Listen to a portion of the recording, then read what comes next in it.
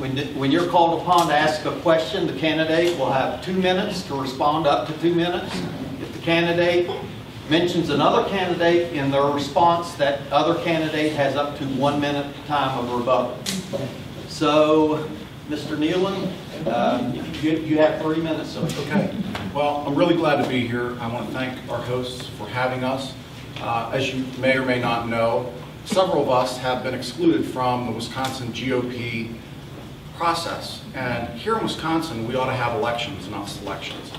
And so I called a debate last week, and Jeremy Ryan was kind enough to show up to that in Delavan, and we debated for about an hour and a half.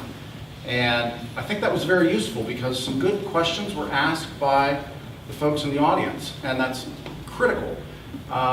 I moved to Wisconsin in 2008 to run a division of a Fortune 500 corporation, SPX Corporation.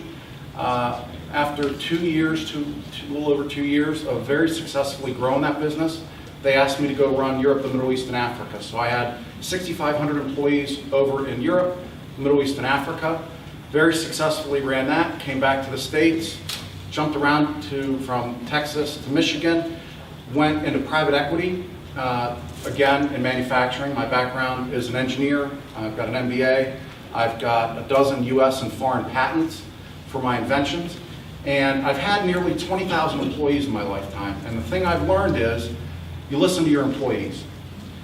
You get feedback from them. You've got 2 ears and 1 mouth. So if you're listening to your employees, you'll find out very quickly where things are breaking down, and then you can fix those things. So as I was out getting signatures to get on the ballot, I learned some very valuable things from the people who signed my ballot sheets.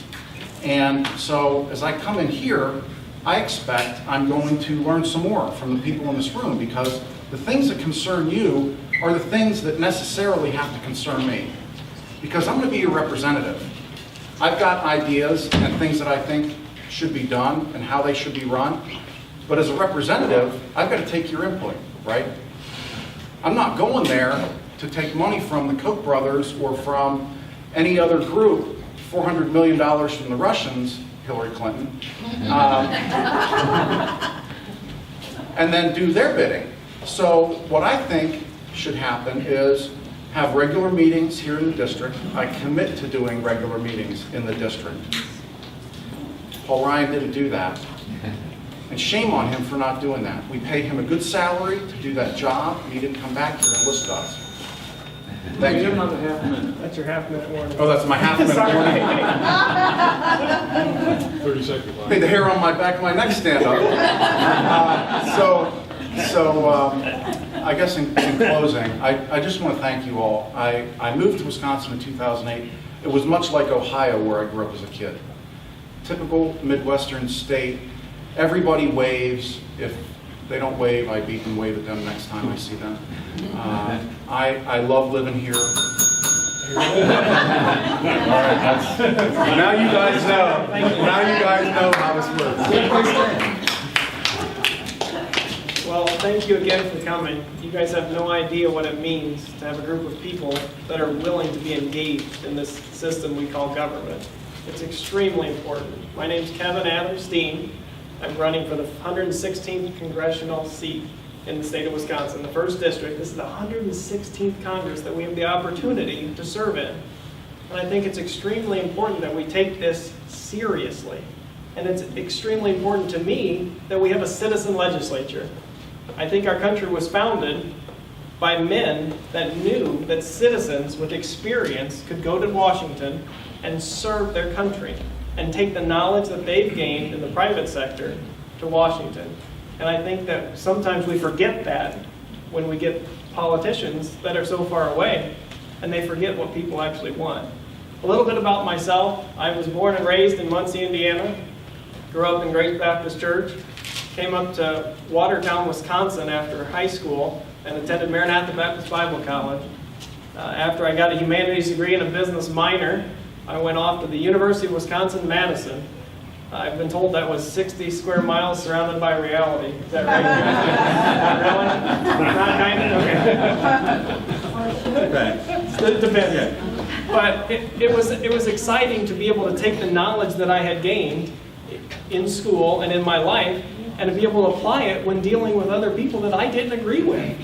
And just because you don't agree with someone has nothing to do with your ability to have a discussion with them. And to me, that's what's extremely important and missing in our country. We talk about hope, and we've talked about hope for a long time, but I think we need faith. I think we need to restore faith in our government, faith in our politics, and faith in our Lord. That's what our country was founded on. And I think it's important that we don't lose sight of those values that we had when this country was formed. The Constitution was written to govern a moral people. And I think today we might question whether it's moral or not. But I think that if you want a government to actually represent people, you have to put people in that government that will represent you. And that is the most important thing I think we're missing. If you want to look at the race today, a guy told me a statement that said, if you can't measure what's important, make what you can measure important.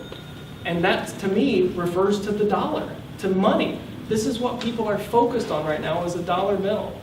And right now, we're in a primary. We're in a partisan primary, and a midterm partisan primary in the fall.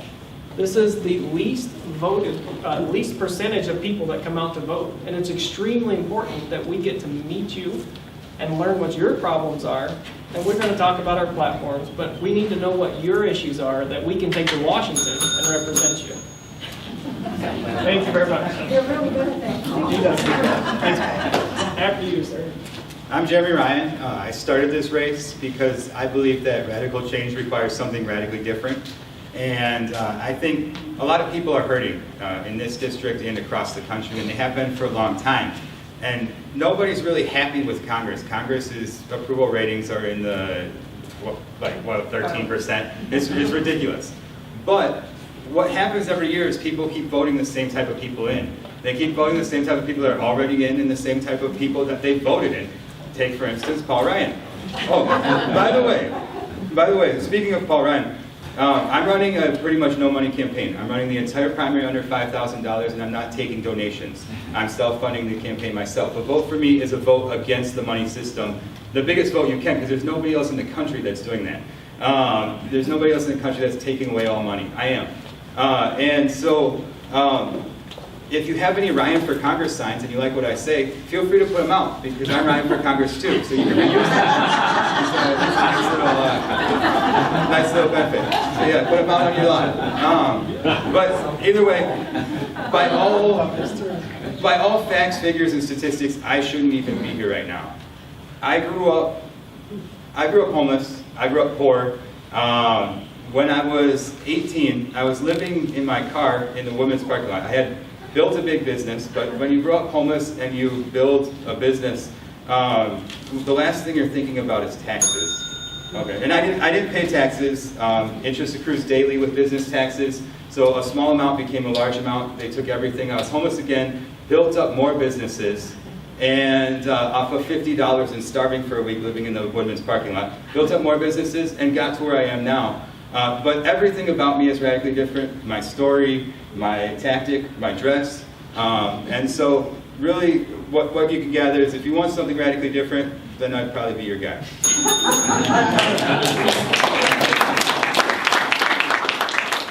That was exceptional timing. I'm Dr. Yorgan. I came over from Racine. I was born and raised over in Racine, in Mount Pleasant, actually, which is in Racine County. And if you haven't heard of Mount Pleasant yet, you will. That's where the big fine Foxconn gargantuan assemblage is going. I was born in 1946. My dad was a factory worker for 47 years. I figured that's probably going to be my course in life too, even though he always advised me, stay out of the factories. Stay out of the factories. Anyway, that seemed to be the path that I was on until 1969. I was working a 16-hour shift as a longshoreman in the port of Milwaukee, and I ruptured 2 discs in my lumbar spine. So 10 years later, I figured out that I was qualified for vocational rehabilitation funding, which brings us to education. For one thing, I think educational opportunity is of prime importance in this country. Anyway, I went to school in Logan College in St. Louis, and I graduated with my degree of chiropractic, Doctor of Chiropractic. While I was in chiropractic school, I was voted president of my class when we were freshmen, and then later on, They voted me president of the student body, and while I was doing that, I did something that I'm very proud of. I organized and hosted the very first intercollegiate conference for chiropractic colleges. And we had people from as far away as Australia. We had a guy come in.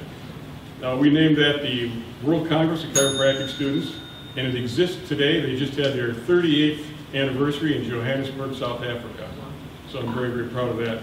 I agree with Jeremy. We're keeping this money thing out of this campaign. So far, we've done an extraordinary job of it.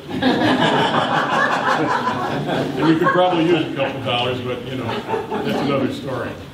Thank you so much for being here, and I hope this evening is enlightening to you. And it's going to be fun for me because it looks like my waiting room when I look out at you.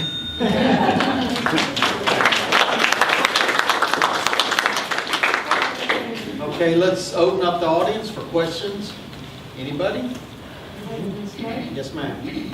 Oh, let me say, when you ask your question, please ask your question to all candidates. Please don't single out a particular candidate. Your question should be for all 4 candidates. Okay. I got a lot written down. I just got to pick and choose. I think I'll start with number 1, and it's probably obvious from my T-shirt. Do you believe in the official 9/11 story that the government has put out? And if you don't,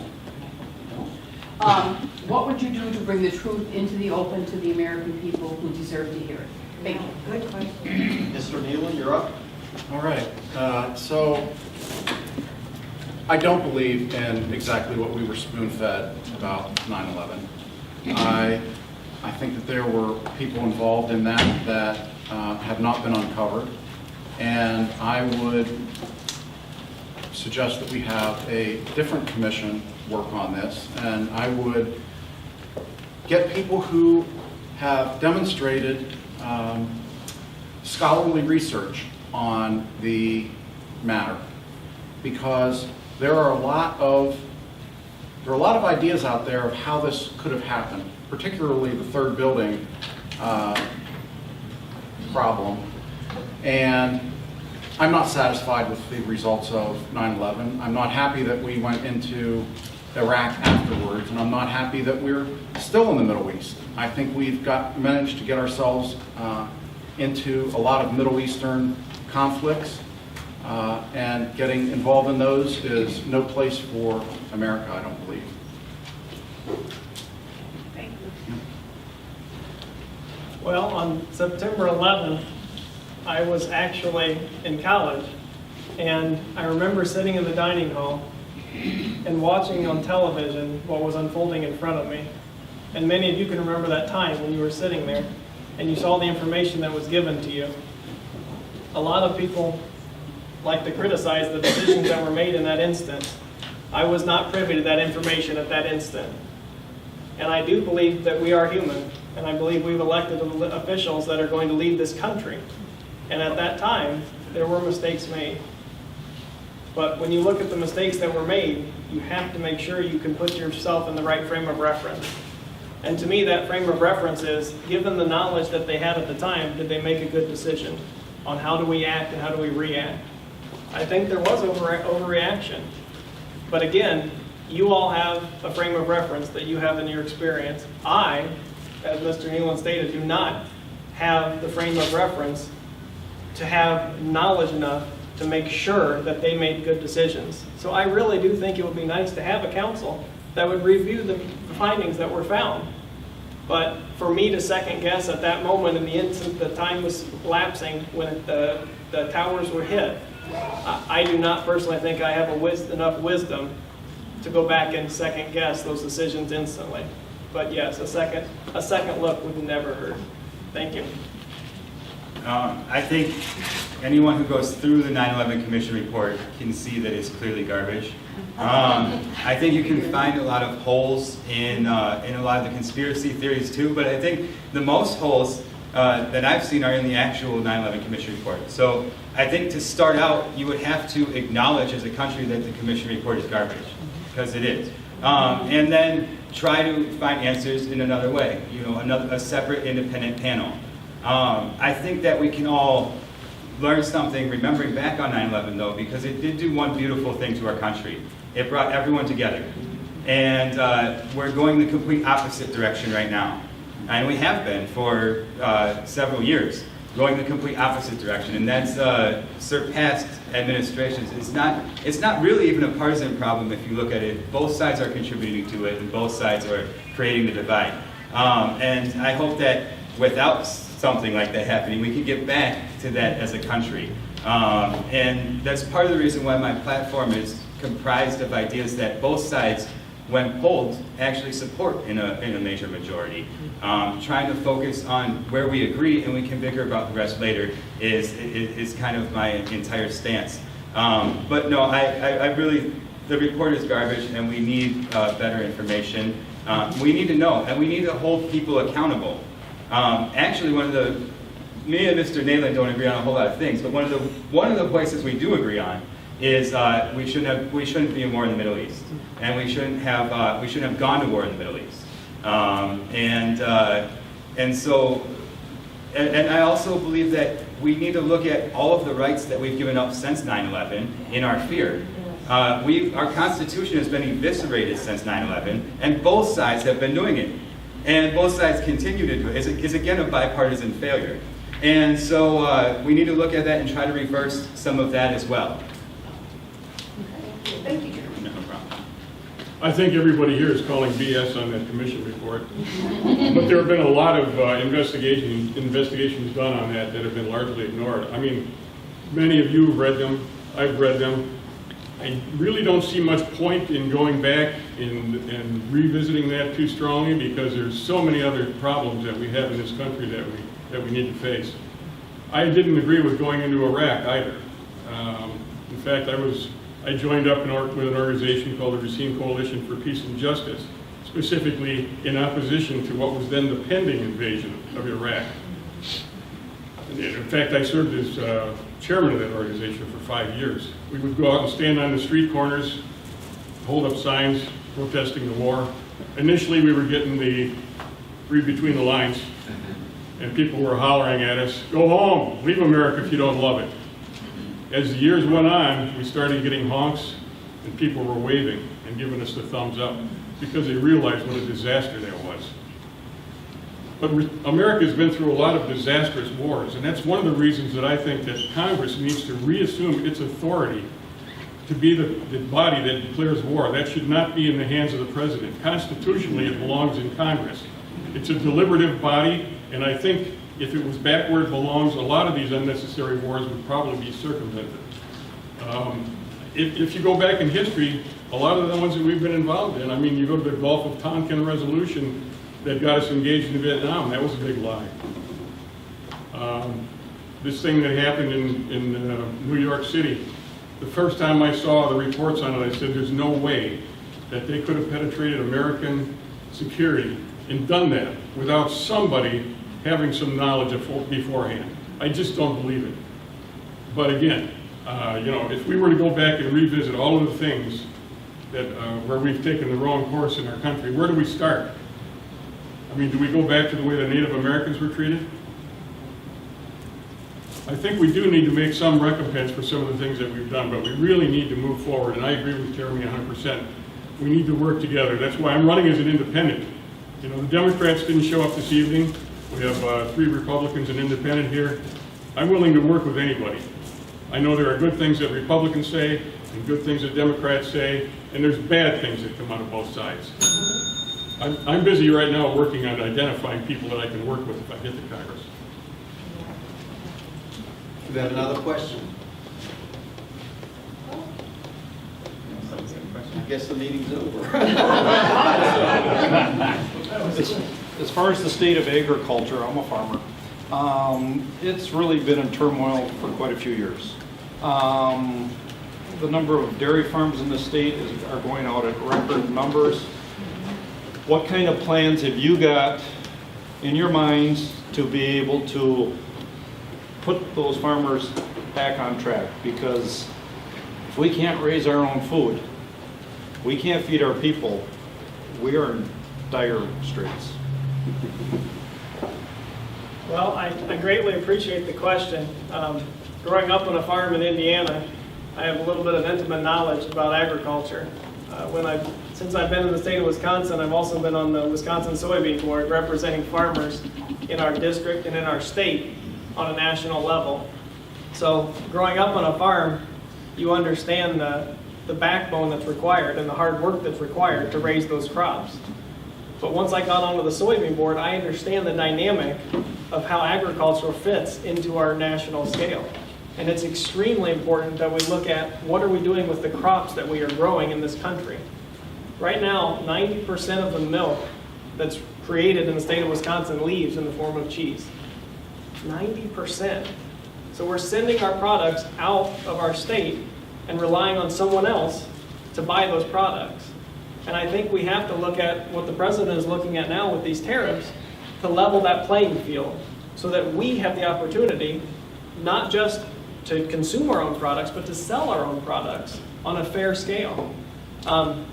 What many people don't realize is we are trying in the state of Wisconsin, up in Waupun, to work on a crushing facility so that we can consume the soybeans that we're raising in our state. And so once we can be able to consume those here and process them, we automatically have a place for us to go with our products. So you talked about the farms that are shutting down in this state. I grew up on a 600-acre farm. That is nothing, correct, compared to today's farms. And what many people don't realize is those farms represent families. And in the state of Wisconsin, we're finally getting to see those families being represented as the farms are being sold.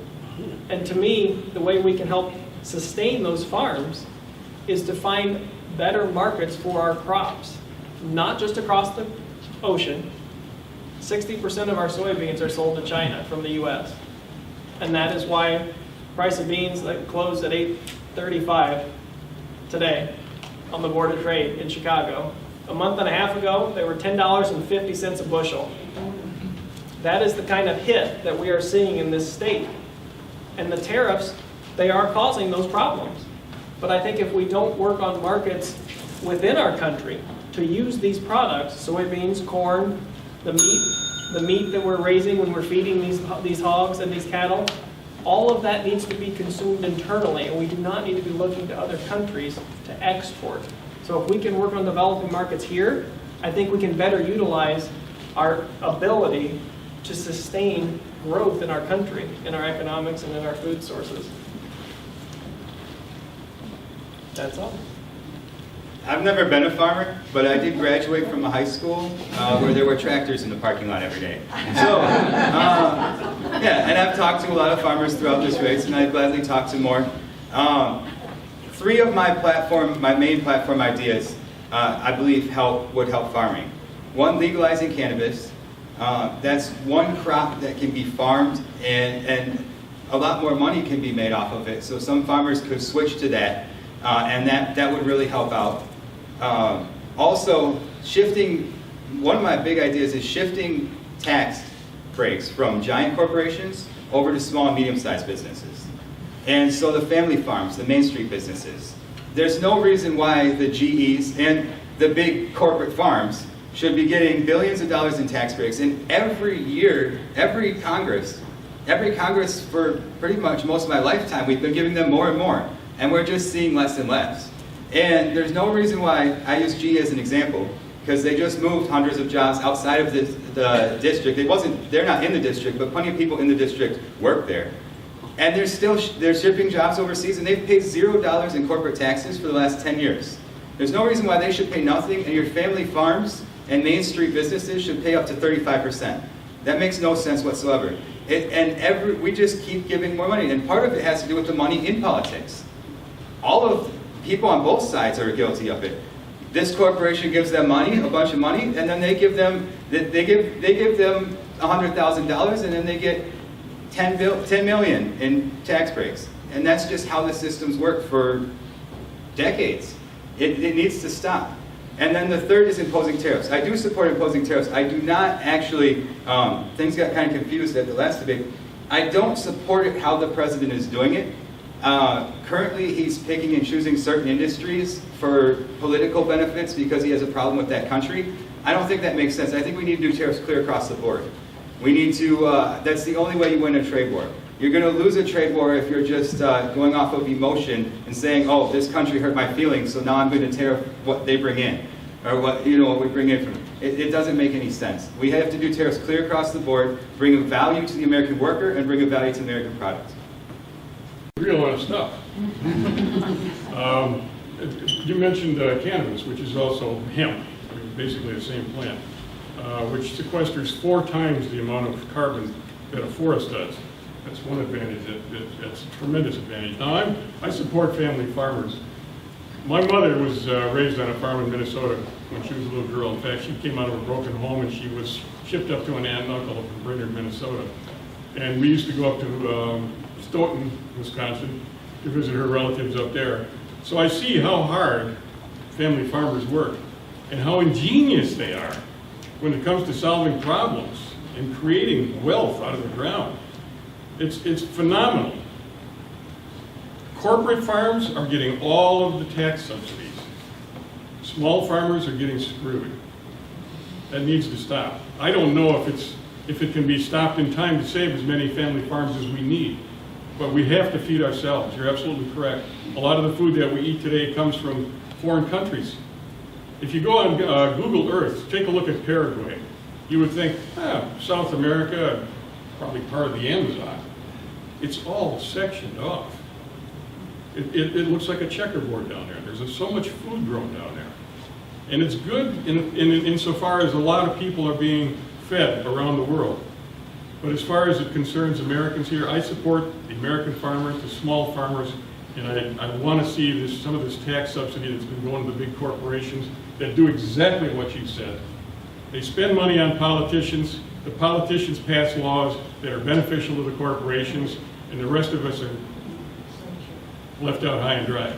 So, yeah, I'm on your side, definitely. Next question? No. I'm sorry. That's all right. I was waiting my turn patiently. So, first thing I heard somebody say was a level playing field. I do not want a level playing field. I want America to have the advantage in all ways, shapes, and forms, because we have been under the thumb of other governments for a long time. And those lobbyists are working our representatives. So what I saw over in Europe, when I was running Europe, the Middle East, and Africa, was a lot of co-ops.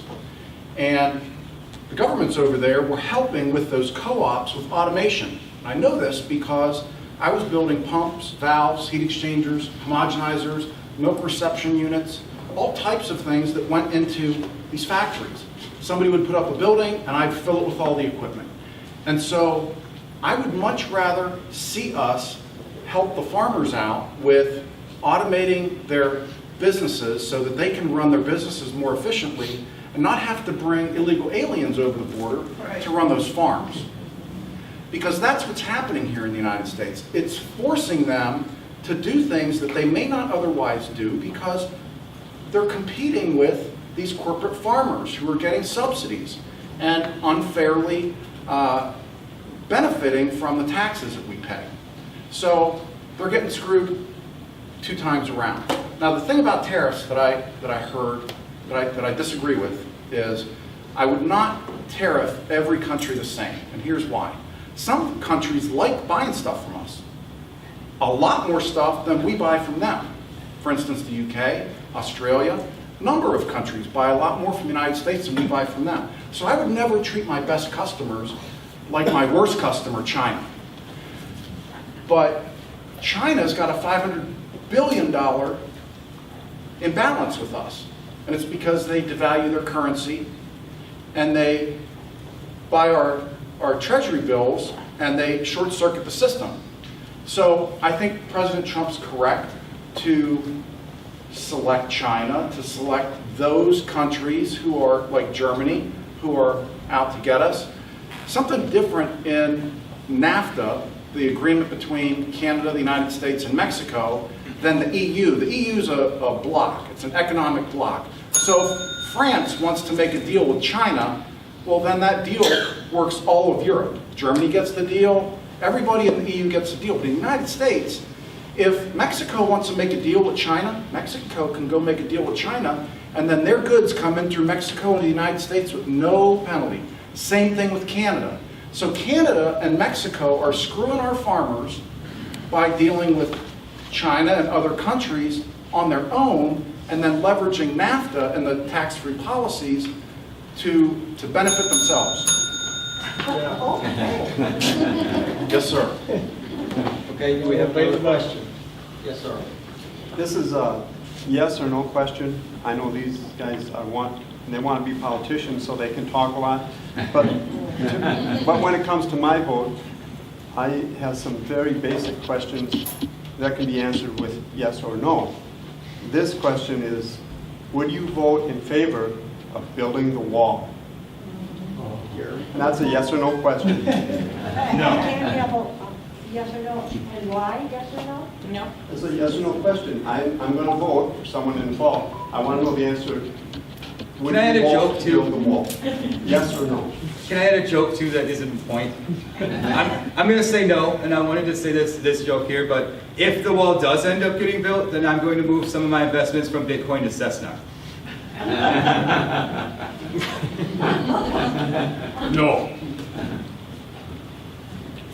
Yes, emphatically.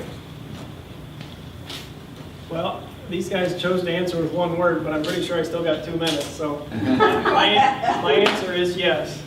And I believe that Robert Frost said that good fences make good neighbors. And I think it's important for each and every one of you to realize that. If you want to have an open border, that's fine. But that's like me telling you that you don't need a lock on your door. You can have a door on your house, that's fine, but you don't need to lock it. I think it's unwise for us to be able to make that decision and not want to secure our borders. We can talk about immigration all day long, and I can if we really need to. But I think it's important that we realize this country was founded by immigrants. My grandfather was in Europe and went to meet his relatives in Scotland. And he went to the castles that they were at and that they lived at. And it's amazing to see the heritage that we have from around the world, in this country, in this room. Not just in this country, just here in Janesville, Wisconsin. This country was formed by immigrants.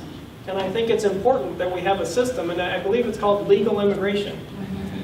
And if we don't start enforcing the laws that we have, we are going to be in a world of hurt. And I think it's extremely important that, yes, we abide by Robert Frost, and good fences do make good neighbors, and yes, we should build that wall. Thank you. Can I revisit some of that 2 minutes that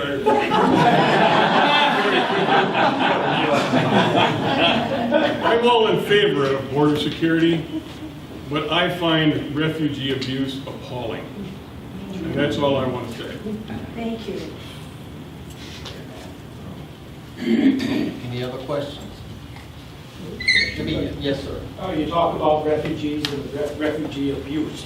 How is refugees that come try to sneak across the border in the United States and they take their children away from the parents for committing a crime, but in the United States that if you're a mother and you commit a crime, you're accused of it anyhow, you're not even prosecuted yet, that CPS comes and takes your children away, but you refuse to take the children away from someone that doesn't even belong here in the first place.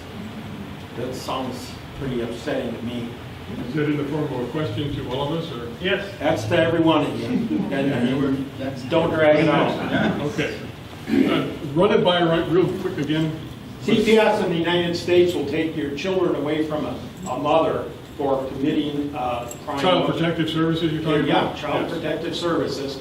And people are complaining about refugees who aren't refugees. They're actually trying to come across the border illegally, that they remove some of their children from their parents. That, what's wrong with that? Okay. They do it to the United States citizens. No, I hear what you're saying, and I think it's wrong in both instances. I don't think it should be allowed in either instance. And yes, a lot of those people are refugees, and a lot of them are coming from Central America. They're coming up here to escape from failed political systems.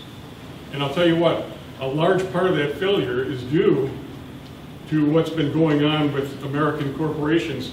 And when you say American corporations, a lot of these corporations, these big multinationals, are not American corporations. They don't pay taxes here. They'll go to an offshore place, and like the Caymans or whatever, where they can hide their money. But they want to be identified as American. You know why? Because we have the mightiest military in the world, so they can have their interests protected around the world. Well, we've been doing some nasty business in Central America for years, and a lot of the people that are refugees now are the result of that failed effort that we've made down there that created those failed governments. So yes, there are people that come in illegally, and in fact, if you want to label a refugee illegal, I guess you can. But the bottom line is, a lot of these people are indigenous to this part of the world. I mean, we're looking at Native Americans, a lot of them, when it comes right down to it. Those are the poor people that are under the yoke of oppressive governments. And they're in fear of their lives when they get to the border. And the first thing that happens is their children are taken away. I just find that appalling. I really do. There's got to be a better way. Okay. Well, as one of the other candidates said, we have laws in this country. And those laws either apply or they don't. It's true. So if somebody comes across this border, in my view, they are an enemy combatant. Man, woman, or child. And that might sound harsh, but for thousands of years, Western nations have defended their borders. And only until very recently, have we decided it's okay for people to come across our borders and break our laws. And that is not okay. It is not okay for somebody to go out and drink a bunch of alcohol and go crash into cars out there. It's not okay for somebody to decide they need to have sex with someone tonight and go rape someone. It's not okay for someone to decide they're going to use somebody else's head as target practice at a stop sign. But all three of those things, I know parents of children who died at the hands of illegal aliens. I worked on behalf of the Remembrance Project. And they did work on behalf of these families who suffered for no good reason. There is no reason. There should be zero illegal alien crimes in this country because there should be zero illegal aliens in this country. And I firmly believe that. We ought to have a wall or a double fence just like Israel has, just like Hungary has, just like plenty of other nations has, because they work. And they ought to be well defended. Every 500 yards, there ought to be a machine gun turret, and somebody ought to be there. Because you can't bribe a wall. You can't bribe a wall, but you can bribe these deputies down there or Border Patrol agents, and God bless them, they're doing God's work. My wife and I donated $50,000 worth of AR-15s, drones, ammunition, night vision equipment, because those deputies make half as much as the Border Patrol agents do. Half as much. And do you know why they take those jobs? Because their families live in those towns. And they're there to protect their mom and their dad and their grandparents and their children and their neighbors. That's why we donated that money. Because I wanted to see those deputies come home at night. And I saw one of the deputies on a dash cam get out of his vehicle and engage Mexican military that had one of our Humvees that we gave them. And they had 50 caliber weapons. And I asked him, why did you do that? Why did you get out with your sidearm? And he said, well, because we don't all have rifles. And I went back and called my wife that night and I said, God has been very good to us, been very kind to us, and I think we ought to do this. And she agreed and we did it. Thank you. You made a couple interesting comments, and I'd like to address them in three different ways. Right now we have a nation that I mentioned earlier, and the nation is formed with laws. And those laws are important to each and every one of us. You all got to drive here in your car, and you didn't get hit at a stop sign because someone obeyed the law when you drove through. And I think it's really important that we focus on the fact that we have a system called legal immigration. That's how many of us got to this country. Not directly. Our relatives got to this country. But that is how we came, and we came legally. And to me, right now, we have, especially in the agricultural industry, many of us talk about jobs that other people can't or won't take. There are jobs that immigrants are taking right now, and they are taking them without being citizens. And I think if we punish the employers by fining them for having citizens that are, employees that are not citizens. We sure can encourage them to help those people become citizens. They're here. They are productive members of this society.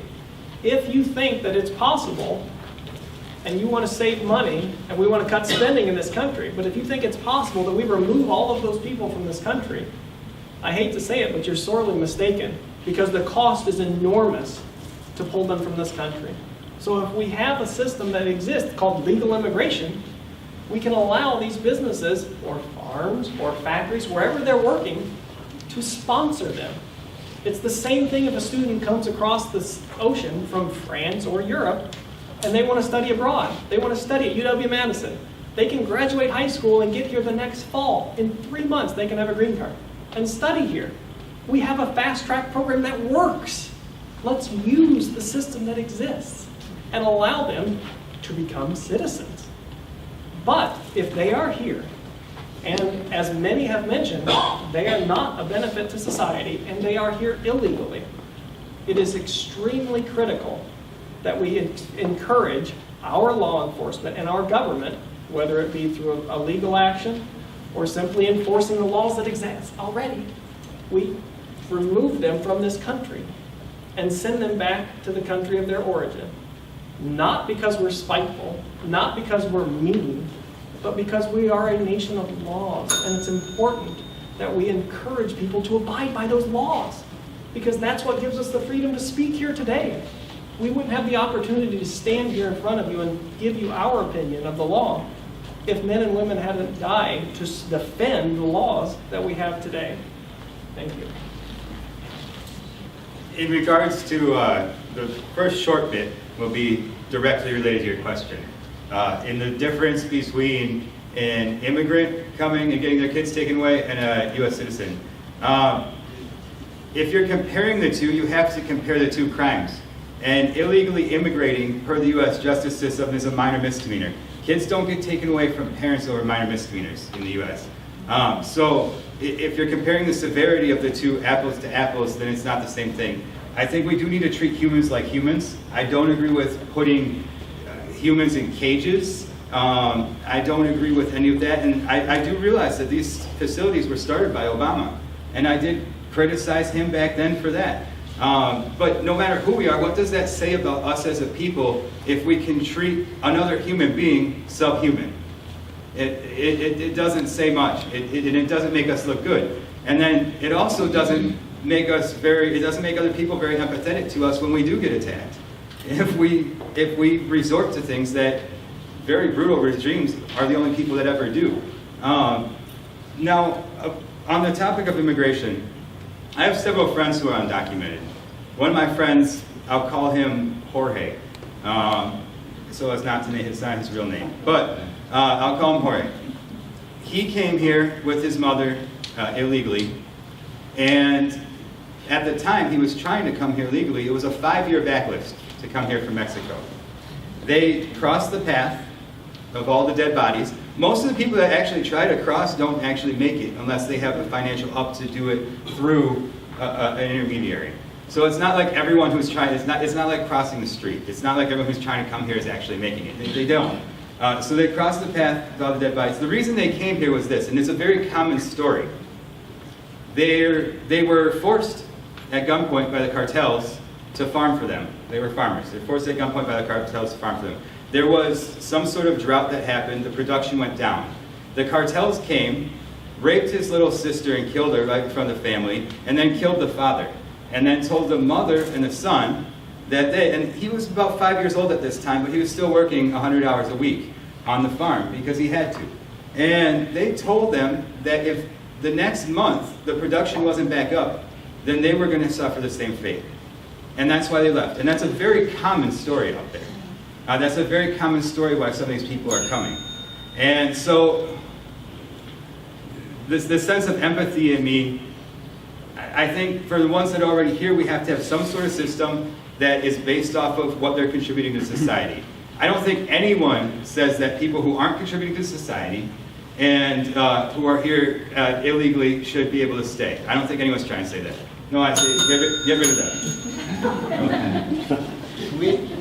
This event's being aired live on YouTube. Do we have any questions from listeners?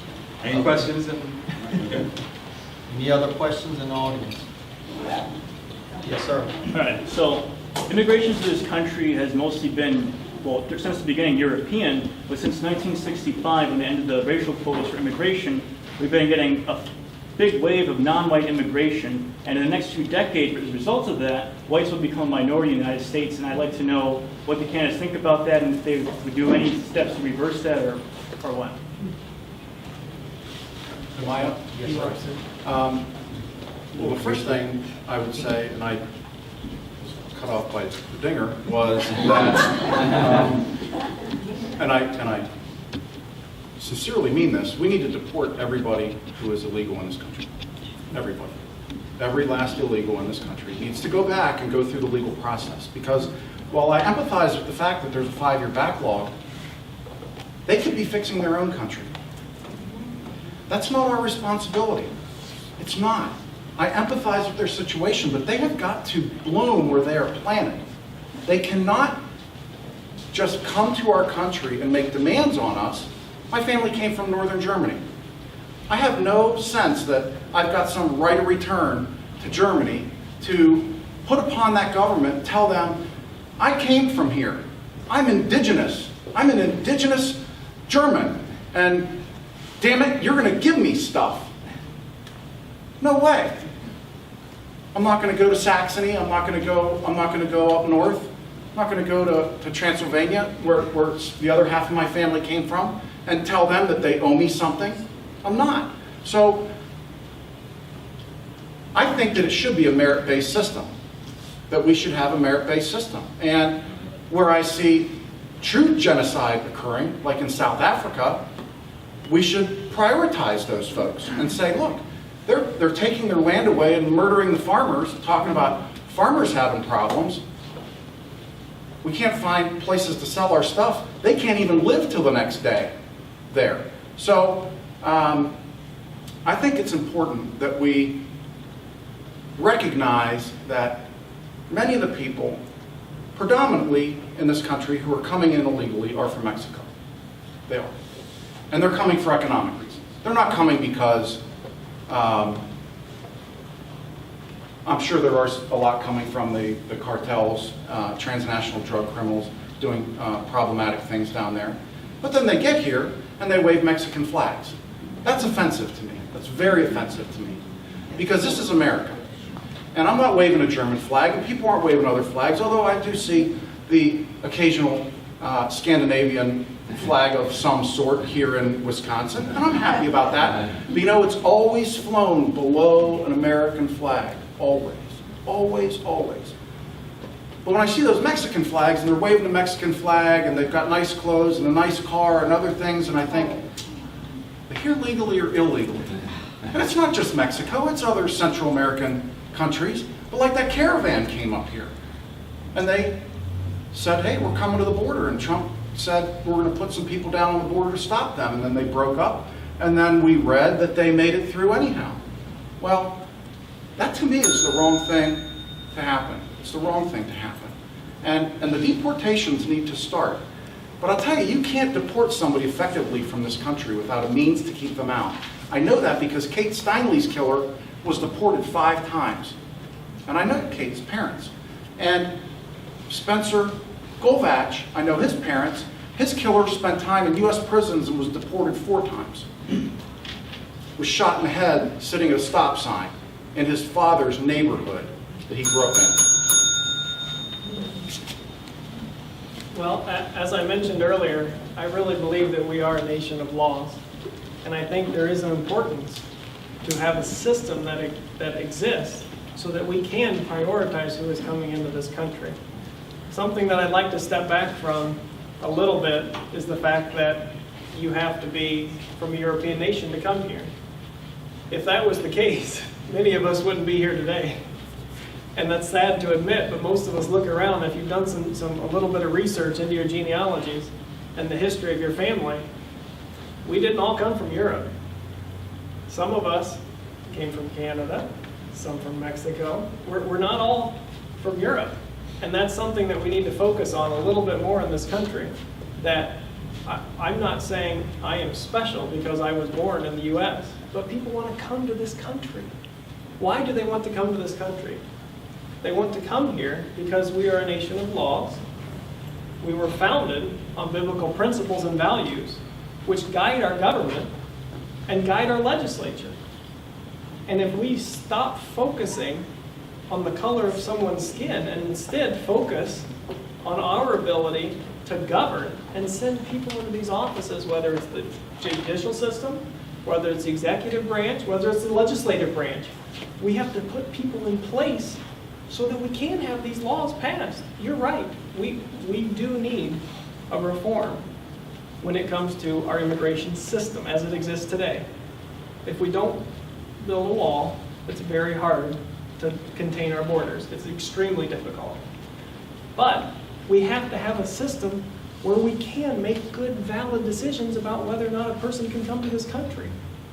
But without putting people in these offices that represent you, a constituency of people that have a multitude of different backgrounds, we're never, ever going to be able to adequately represent the needs of our country. And I think it's extremely important that we don't forget the fact that we are a nation of immigrants, but we all came here legally. And our parents came here legally, and our grandparents. My great uncle sat around a campfire with George S. Patton in Africa. It was just amazing to hear the stories that this man could tell, and he was fighting alongside immigrants from other countries that wanted to be part of this country and defend it. And to me, that's extremely important that we don't forget the fact that we are a nation of laws, and that we can allow people in this country under the right processes. I mean, based on your question itself, I haven't seen any reputable, unbiased source that has said that white people will become a minority anytime in the conceivable future. I think that the country is, there's way more white people, and everyone's reproducing, but I don't see it. I don't see it as I don't find it conceivable, and you could feel free to send me something from an unbiased, legitimate source that shows that white people are conceivably going to become a minority, but I think that's fake. U.S. Census Bureau. There you go. And same thing in Europe too. This plan for a few decades after that. What year? I'd have to look it over before I had it. Well, the information is from 2012, and they say by 2050, whites will be under 50% in the United States. I'd have to look it over. Either way, whites are never going to lose the power and the money. The system is so systematically set up for white people to have all the control. It would take something it'd take basically our country being wiped out and then restarted from scratch in order to take away that control structure. But we are a country of acceptance. We've been a country of acceptance. We've been a country of being a nation. And I think that we need to stick to our values. I think that we need to stick to being a country of accepting of all people. And I think we need to work actually more on that, of being accepting of all people. Now, when it comes to immigration, I don't support open borders as like just free for all. I mean, you need to have some level of border security. But I do support that people who do get here and who didn't win the birthplace lottery, but risked their life, and in a way that most people don't make it out, happen to get here. It's not a whole lot of people. There's only 140,000 people in the ICT Detention Center at the average day. And the average stay is 36 months, so it's not like you're talking about millions of people are flooding in. I think people tend to exacerbate the issue a little bit. But the ones that do make it, we should give them a legal way to contribute to society, pay taxes, and a legal way to after contributing and based on your contributions, become a citizen at some point, which I do agree should be able to be revoked if they start committing crimes afterwards. I'm not afraid of black people, Mexican people, or South or Central American people, or Chinese people. I get along with all of them. I have never been injured by extending a loving hand of brotherhood to any of my patients of color. I'm not afraid of being in a minority. I don't promote that. I don't promote anybody being in a majority, quite honestly. I think it's time that we make America fearless again. There was a time when this country operated without fear. Now you can't get through an airport without taking off your shoes and showing them your underwear. What the hell went wrong? Why is everybody walking around scared of the guy next to him? It's ridiculous. You don't have to be. I've been in some of the worst neighborhoods in the United States of America and never had an issue with anybody that I was confronted by. Now, does that happen to people? Absolutely. Does it happen because they're in amongst people that are of a different color? I'm not convinced that that's true. So I don't think it's an imperative that we keep America a white country. What if the Indians had said, we need to keep this an Indian country? You know, I mean, we can carry it to that extreme. Genocide them. Excuse me? They ended up getting genocided because they couldn't protect themselves. Well, yeah, when you have a superior military force invade your country, it's difficult to protect yourself. It really is. And a large population increase from overseas. And another thing you should have, you should bear in mind is that this government that we all want to be a part of, that we would like to see become better, has never honored a treaty with Native Americans. You can look that up. I think we need to honor those kind of treaties. Now, we talked about tariffs a little bit earlier, and you have to realize that a tariff, I'm going to jump off to a different subject here a little bit, a tariff is basically a tax. So if you're buying something from a foreign country for $100 and a 25% tariff is slapped on it, and now it's costing you $125, what does that do to the purchasing power of your money? And where does that money go? So if you're a global elitist who wants to control a larger share of the world economy, you probably love tariffs. It's going to impoverish a lot of people. It's going to make your dollars worth less. And it's going to make the dollars in people in foreign countries worth less. Anyway, let's get over the fear, okay? Now, I'm definitely in favor of a secure border, but I don't think we need to be punitive with people who come here seeking relief. There was a time when there was no such thing as an illegal immigrant. Everyone was welcome here. Well, I'm sure those days are gone, and they have to be. But let's be reasonable about this. Yes, sir. If you were elected to Congress, would you vote to abolish the Federal Reserve? Yes or no, and why? Good question. It's on my list. The Federal Reserve. Well, I actually just read a book on the Federal Reserve, actually, now that you mention it. And its beginnings. And it scared me to death. Yeah, good, that's fun. But that education is what's critical, because many people don't know why the Federal Reserve was started. And the Federal Reserve is a system that was created to control the wealth in this country, but it was created by the wealthy. So it seems like an oxymoron. To me, can I give you I'll give you a scenario so you can understand where I'm coming from. Right now, the federal government has control over the price of your food, the cost of your health care, your educational costs. They have control over your money. So when I say they, I am asking to step into that system. So this might be the pot calling the kettle black, but right now, we have a system where the federal government is deeply entrenched in our system. In 2008, we had what people call a recession. And there were people that were hurt, but a lot of people only could go out to eat 3 nights a week instead of 5. And my great-grandmother died at our house at 102 years old, and she lived through the Depression because she grew up on a farm. And that Depression hurt many lives, and lots of people didn't even make it through that Depression. So what I'm telling you is, if we choose to completely remove the federal government from our monetary system, and by the federal government I am extending it to the Federal Reserve in this scenario, Because if the Federal Reserve goes away completely, we are right now not prepared instantaneously to take over that position in the Federal Reserve. So I do think the Federal Reserve needs to be gotten away with, but I will not say that it needs to happen today. I think we have to have a wise, and I say five-year plan to develop a replacement for the Federal Reserve System. But I do not advocate removing the federal government instantaneously. To me, that would be like saying the federal government should not be controlling the cost of food today.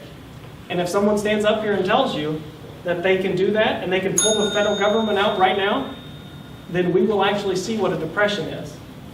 And I've got stories from my great-grandmother's mouth that can explain to you how hard the depression was. And that is what we would return to if we choose to make decisions that aren't conservative and wise in our actions. Thank you. Well, this particular question I can answer very quickly, very easily. We need to own our own money. I support it in the Federal Reserve, and I support it immediately. Now, going back to the last question, because I had some things to think about after Dr. Yorgan here was talking. I may not have been clear. I have no fear of being in a minority either. I've lived in places where I was a minority. I have a mother who's black. So that doesn't bother me. One prime example, a lot of people like to talk about trickle-down economics. Clearly it doesn't work in this country. We've had plenty of decades to show that. But one place where it does work is United Arab Emirates, and that's where I've done a lot of business. United Arab Emirates has a very large upper class and a very large middle class and a virtually non-existent lower class. Because societally it's ingrained that the upper class has to make sure that there isn't a lower class.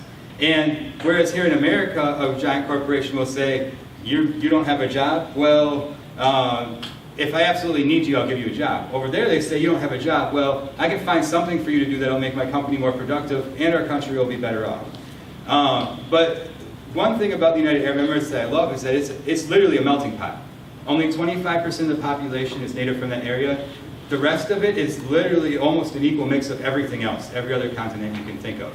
And so it's a gigantic melting pot. And I'm not saying that everything that we do should be like them, but there are some things that we can learn from certain countries, and I think that's one of them.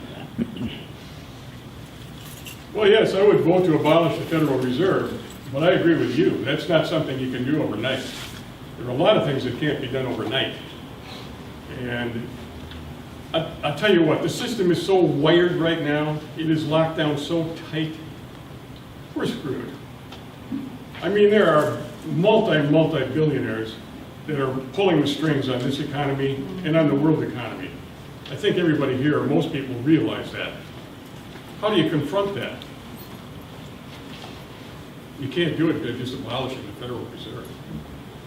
We have to get back to being closer to our neighbors, for one thing. We have to know the people that live in our community. We have to have functioning communities. Communities now are so dependent on things coming from outside of their community. If the transportation system breaks down, we're dead in the water. We cannot be dependent on that kind of stuff. It's time to start rebuilding our communities. And the only way we can do that is to work cooperatively on a local level. I mean, we're talking about Congress here. But I'll tell you what, the real important offices that you need to think about is your village board, your town board, your city council, your mayor, those kind of people. Those are the ones that most directly impact your life. Now, when I was out gathering signatures for being on the ballot in November, I would go up to people, I'd say, hi, I'm Dr. Yorgan, I'm running for Congress in the 1st Congressional District. What I'm doing is circulating papers. If you sign this, you're saying it's okay with you if I'm on the ballot. You don't have to vote for me. You don't have to like me. I'm running it as an independent. And if you send me to Congress, I'll come back and I'll report on the crooks and liars to you.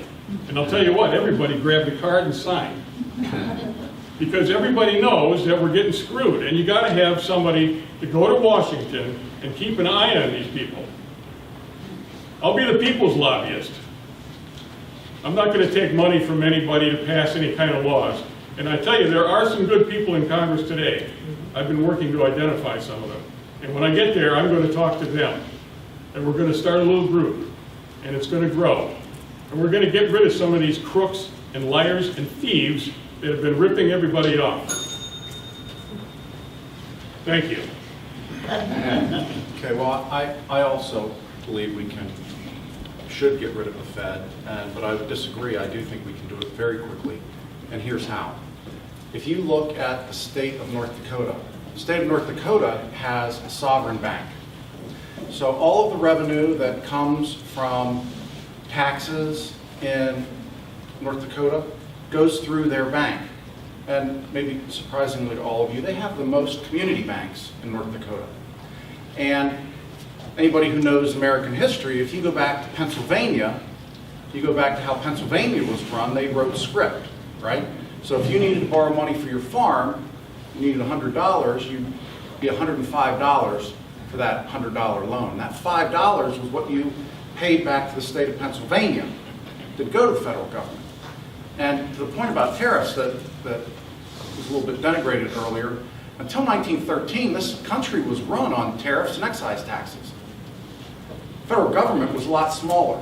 So I would suggest that we abolish the Fed and we set up a sovereign bank of the United States that takes the Rothschilds out of it, takes those people who you're referring to who are pulling strings, the very wealthy and powerful people who have us basically trapped in a matrix. But I'm not going to go to Congress and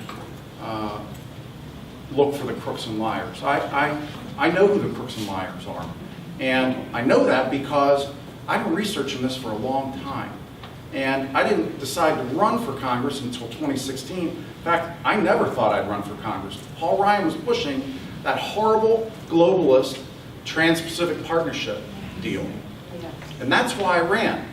And a couple days before my election in 2016, he went live on CNN with their correspondent, Manu Raju, and he said, yep, that's a bad trade deal. It needs to be renegotiated. And he lied to you by making that statement, because it had been negotiated by 11 nations for over half a decade. Paul Ryan was whipping votes for Trans-Pacific Partnership, and he referred to Hillary Clinton as Madam President before the election. He wanted her to win. He wanted Trump to lose. And I wanted Trump to win so badly, I researched that Trans-Pacific Partnership deal. I knew it front to back. In fact, I've got books up here. Anybody wants a book, free book, tell you all about what was in that Trans-Pacific Partnership deal. Because I fought so hard. And I firmly believe in my heart, one man can make a difference. And I proved that. So I would say, if you go elect me, I will absolutely work to end that Fed. Absolutely. Thank you. Folks, I'm very sorry, we've got to close. We do? Yeah. No. It's, No, we don't. No, we don't. Quarter till. I've got, Quarter to 8. Yeah. Yeah. okay, you guys go ahead and Lock the door, John, we'll take over the door. Okay, you can answer this in one or the other. Is the Federal Reserve a private banking organization, or does it have something to do with the federal government? 2 minutes, please, Brandon. I mean, it's a private banking organization run by the elite. Yeah. Yes, it's private, and it's designed in such a way that it creates money for the people who have money. It's a self-generating system. You exchange your labor for paper dollars, and you always get a little bit less than you deserve. And that difference goes into the Federal Reserve. People that manage that, who run that, who like to run the whole global economy, really, are the ones that are the beneficiaries of that system. It's nice that we have a single currency in the country. That's probably to our advantage. I agree with you, and with the bank in North Dakota, it's just fantastic. I mean, they've done great things out there, and that would be a good model for the rest of the country. So, yes, it's private, and if you look at all of this hubbub about Russia, Russia's not in the banking system. Russia took themselves out of the banking system, and that's a big problem that the Rothschilds and these other folks who are controlling these global monetary systems have a problem with. And that, I believe firmly in my heart of hearts, is why there is so much antagonism towards Russia. Russia isn't the USSR. How many Americans have died because Russia annexed Crimea? Anybody know? 0 Americans have died because Russia took back part of what was Russia previously. You've all heard the phrase Potemkin village?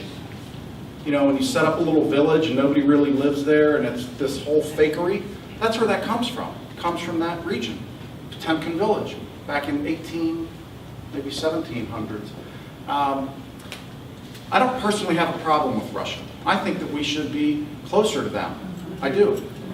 You know, we're the 2 superpowers. We can help each other and help the rest of the globe.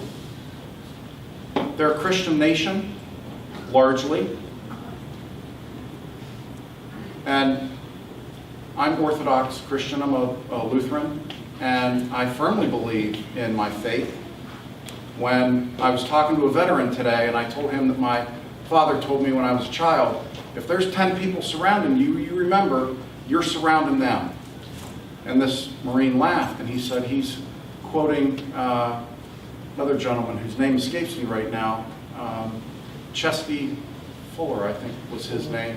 He was overrun in Korea, and he told me the story of that. And so I think if we have better relations with Russia, we won't have that risk of nuclear annihilation, the 2 of us, and we can get good things done. Because there's a lot of smart scientists in Russia, there's a lot of smart scientists in the United States, and combining forces, we can help a lot of these impoverished nations that people are exiting to come here to our hardworking lands and benefiting from that. I've got 30 seconds. I've lived all over the globe, as I said. I've been in hotels with engineers from all over the place. Germany, France, China. These impoverished nations that we're talking about, I've never seen any of their engineers in any of these other places. They're not going to other countries to set up factories in those other countries. So it tells you something that we should be helping them because they can't help others. The question was, is the Federal Reserve a federal government organization? The Fed is not. It is a non-governmental organization, and it was set up to control the resources of the wealthy. Thank you. Okay, we're gonna have to close up now because we have to be out of here. The chairs have got to be put up. We've got to be out of here by 7:45. If we give each candidate 3 minutes to speak, it should be about 7:30. Closing. Dr. Yorgan, you're first. Okay. I'll tell you what, when I was a little kid, we go to church every Sunday morning, without fail. And it always took a long time to get there, because Dad was getting us up to the car late. And it took a long time to get home, because Mom was yakking at somebody. And there was always a moment at the end of the service where the organist would be hitting a couple of notes, and he's pulling things and pushing tabs and so on and so forth. And I was a little kid up in the balcony, and I'm like leaning forward thinking, oh, come on, hit that next note that I know I can get out of here, get the crescendo. But while I was there, I always thought to myself, what can I do? What can my life be? Well, a large part of it's been being a chiropractor. And I love helping people. And I'll tell you what, I think somebody who goes to Congress has got a big responsibility to help people. And I would love to be the guy that you send there. Not because of some ego gratification I might be seeking. Far from it. In fact, I never really wanted this job, and that's the kind of guy you should send. Somebody who's like you. Somebody who knows what work is, somebody who knows what honesty is, somebody who knows what empathy is, somebody who loves his fellow man. I would very much love to be your congressman. Thank you. Thank you for being here. Oh, we'll go the opposite. Yeah. So I think there's a few things that are probably clear by now. I'm not a Republican or a Democrat. I'm more on the independent side. But you have to run as one or the other. And I am very much different from anything that you're going to see. And if you think that that's what Washington needs, I think that's what Washington needs. But if you think that Washington needs someone who's going to be genuine in their raw, pure form, just who they are, and very much different, and having spent probably the lowest in the country that has been spent on a congressional primary, so again, making a statement on money. Every vote that I get shows the powers that be. I've spent $300 so far. I'm running some ads actually next week, so I'll spend a little bit more, but I'll be well below $5,000 by the end of it. So it's showing the powers that be that that's a vote that people mean more than money. And on the note of the ads, one thing that I ask you guys to do, I thank you all for showing up. One thing that I ask you all to do is to hammer the press. The press isn't reporting that the other candidates aren't showing up to these debates. And because of the money that they have, they might just slide through. But if it starts getting covered and people start hearing that they're not debating, that they don't care about people like you, they don't care about the average voter, because they think they can just buy their way through it, if that starts getting reported, then it can change the entire dynamic of the race. And the only way to do that is for people to actually be calling the news outlets and bringing it up.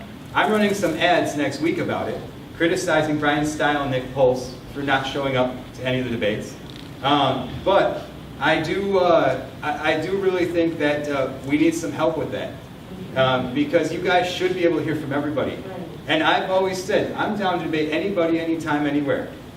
And you know, if any of you have anything else that you want to discuss, my campaign number, which is on my website, my campaign, I'm the only one that answers that. So you can feel free to just give me a call and debate. I might have to answer and be like, hey, I'm in the middle of something, I'll call you back in a little bit, and I'll call you back in a little bit, and we can have a debate, we can have a discussion. You can ask me whatever you want. And that would be, if I was elected to Congress, I would hire staff that felt differently than I did, simply so that people who felt differently could be represented as well. So that the people that they were talking to, the people that are bringing all the 710,000 people in the district and all their concerns to me, everyone would have somebody who they knew, who understood and agreed with their standpoint. And I think that that's very important. And I would always have an overhead. I wouldn't have to deal with lobbyists because I didn't take any money from any of them. And I would instead have dinners with constituents every week.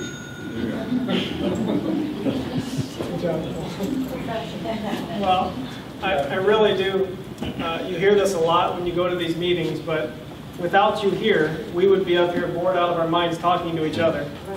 So it's extremely important that you are here and that you are engaged in this process. And I thank you so much for taking the time and effort to come out here.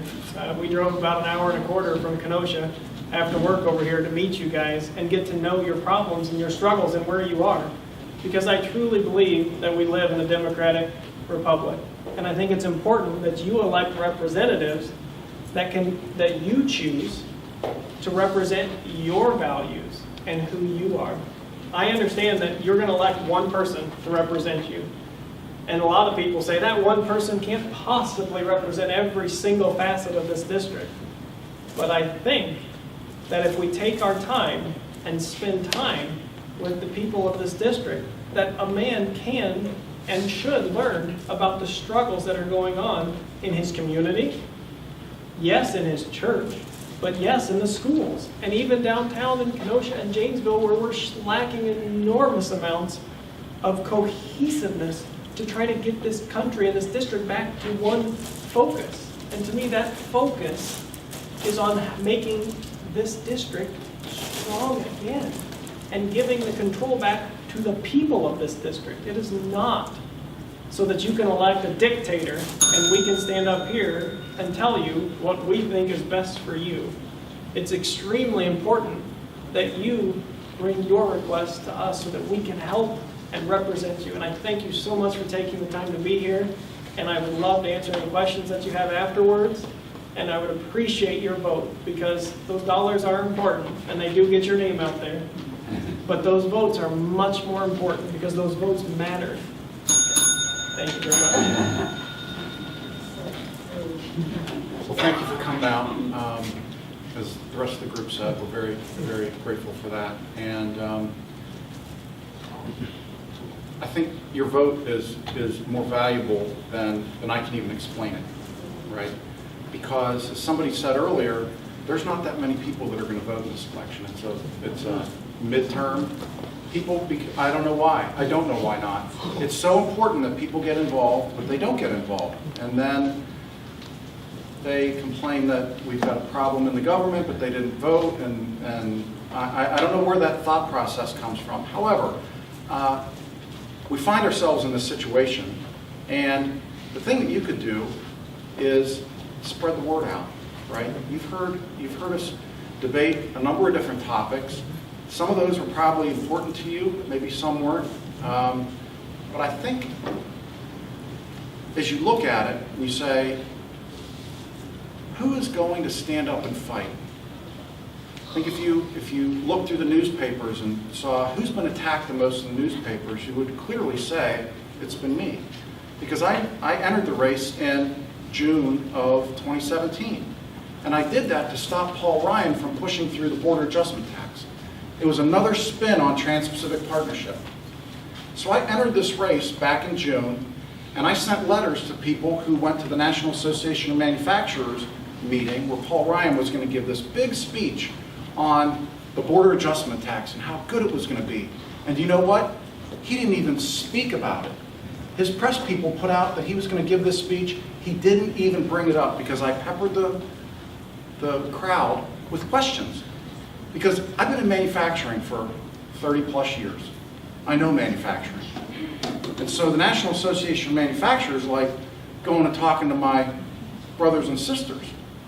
Well, if I reach out to them and say, hey, ask him this question and see what he has to say about it, then they start going, hey, wait a minute, they're going to do this? Yeah, that's exactly what they're going to do. He didn't even bring it up. And you see, Trump didn't want it. Donald Trump, President Trump, did not want that border adjustment tax. Paul Ryan has worked against him at every opportunity. We worked hard to get President Trump elected, a lot of us. Whether you like him or whether you hate him, he's your president. And so I firmly believe that he's trying to do the right thing for this country. I do. And the country's booming right now, and it could be booming even more. And that doesn't mean that we're going to, if you agree with tariffs, you're a globalist. It means you're a nationalist. It means you care about your country the most. Because if your country has been at economic warfare with others and losing for 4 decades, it's time to get in the fight. Because you've been getting the brunt end of it. So I hope I can have your vote.